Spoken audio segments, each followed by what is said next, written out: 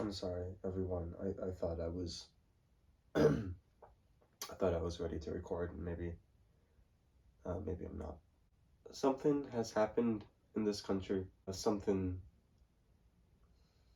that is very close to my heart. Hi everyone, and welcome back to Sawyer Studios. If you don't know, this video is going to be a little bit about myself. When I was born, I was set up for adoption. And if you don't know this, I was born in South Korea, in a little place called Gyeongseong-namdo. That's a little bit right outside of Seoul, which is the capital of South Korea. I was sent into a foster care system in South Korea, and then around after the age of 1, I was adopted by my loving parents here in New York. And they raised me. They adopted another young girl from South Korea, and she's my sister. Her name's Brinley, and we have grown up here in New York, and it's been great ever since. I've been very blessed about where I've grown up, had an amazing childhood, made great friends. I've been given phenomenal opportunities in life. Go to college, get my master's, now going for my doctorate. I've been able to be blessed by so many people, and blessed to work with so many amazing people, to teach, to play music, to make music. And looking at all of it, I mean, I think a lot of us take life for granted. I see my life as a gift, something that didn't have to be given to me. I wrestle with this reality a lot, that when I was conceived in South Korea, I was unwanted.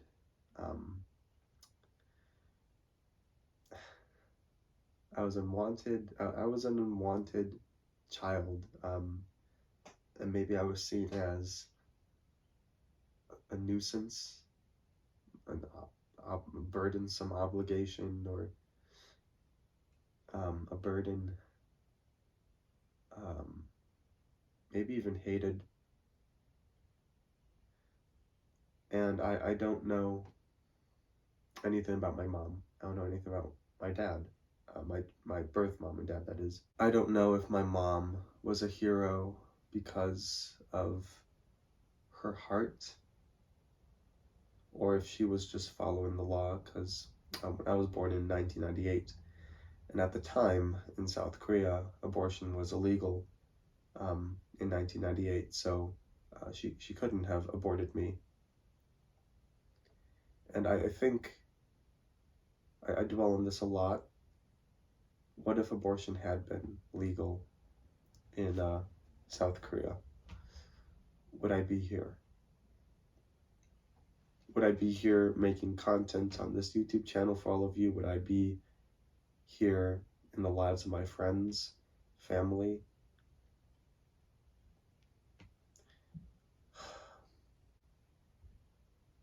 It fills it with such joy that we are one step closer to guarding the sanctity of a fetus's life. Because amidst all of the voices that have been occurring this past day, the only voice I hear is the voice of, although your parents don't want you, although your parents don't care, although your parents don't love you, we care. And that is beautiful. Because if I was born in South Korea at a time where nobody could speak for me, nobody could have defended me or protected me in my most vulnerable state. And as humans, our most vulnerable state is when we are developing in the womb. It's when we are a fetus. It's from conception to, honestly, we're still vulnerable when we're babies. Even when we're 5, 6, 7, even when we're 9 years old, we are very vulnerable creatures. We're not like other animals where they come out of the womb and they can walk, or they can survive on their own or attempt to. We need that nurture for like 15 years. And it warms my heart to know that a country is showing that they care for people like me. That although I was in a spot once where my voice could not be heard, then my voice was shut out. I don't want any baby, any child, any fetus to be oppressed ever. And I wish I've done more in the past to help this be fixed. I mean, thinking something crazy. I think in like 2020, every 4 seconds, according to the World Health Organization, a child is aborted in the world. Every 4 seconds.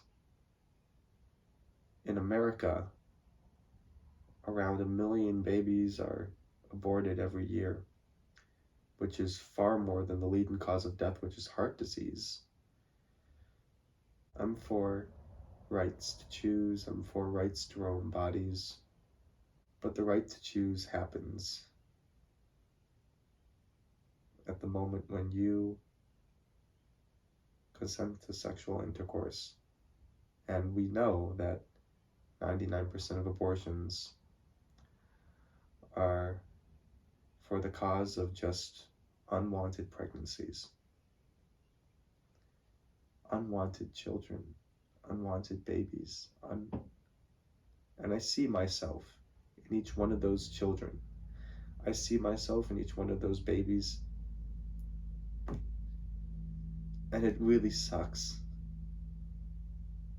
I've heard it before in my life, when someone looks at you like you're worth nothing. I have dealt with racist people like I'm lower than them. I've dealt with other people that it's not about race, but maybe it's making fun of my Tourette's or my beliefs, or whenever I see someone and they get an abortion due to an unwanted pregnancy, due to I see this child as a burden and I want it dead, I want it gone out of my life.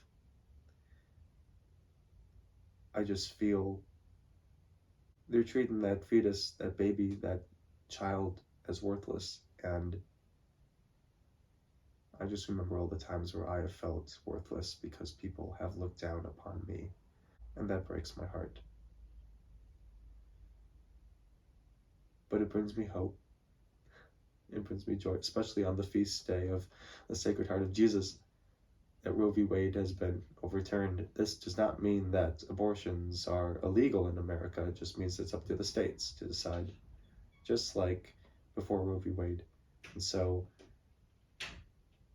we still have a long journey to go in the fight for sanctity of life, and for the fight to help people realize that what we truly are fighting for are our children.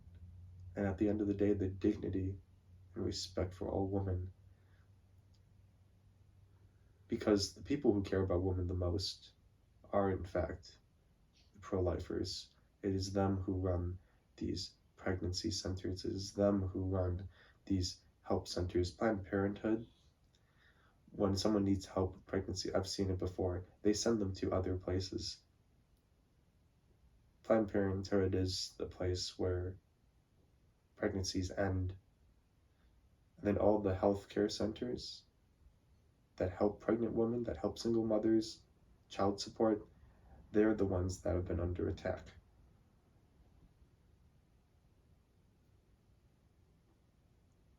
It's just so backwards.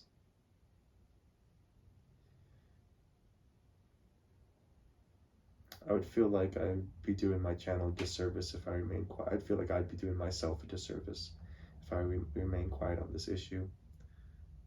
I don't want to, I don't want to start any arguments, but I needed to say what I have been feeling for so long.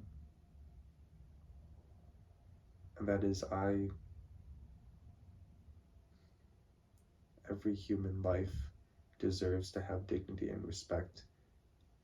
And every human, even a fetus, has a right to their own body.